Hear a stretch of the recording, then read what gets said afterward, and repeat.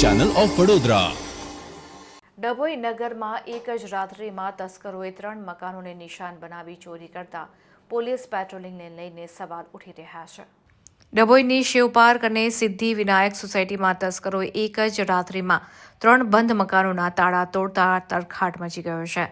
3 પૈકી એક મકાનમાંથી તસ્કરોની ચોરી કરવામાં સફળતા મળી છે। જો કે ઘર માલિક હાલ બહાર ગામ હોય હજી સુધી ફરિયાદ થઈ નથી। ડભોઈ સોસાયટી વિસ્તારમાં શિવપાર્ક મકાન નંબર C15માં રહેતા વિનોદભાઈ ગોહિલ ગઈકાલે અમદાવાદ ખાતે તેમના સંબંધીને ત્યાં મરણ થયું હોય તે મકાન બંધ કરીને અમદાવાદ મરણોત્તર ક્રિયામાં ગયા। ત્યારે રાત્રિ દરમિયાન તસ્કરોએ તેમના મકાનને નિશાન બનાવી ઘરમાં ઘૂસી તિજોરી કબાટના તાળા તોડી ચોરી કરી પલાયન થઈ ગયા હતા। તો બાજુમાં આવેલી સિદ્ધિવિનાયક સોસાયટીમાં પણ તસ્કરોએ 2 જુદા જુદા મકાનના તાળા તોડ્યા હતા।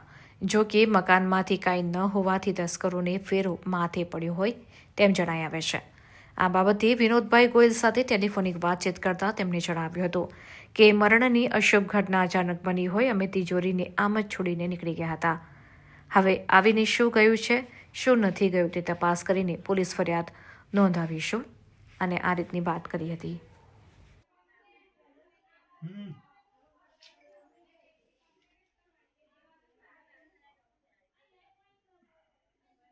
કેટલા દાડા ચાલુ હતી?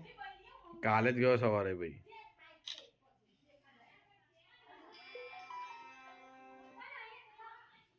હા હે કે ના જોજો આવી જશો તમે। અને પેટી પલંગ તોડેલો જ છે ને તાજો। ચાલો ભાઈ તો ભગવાન સારું કરે છે। હું બધી ફાઇલ દેતા હતા જો આ બધી ફાઇલો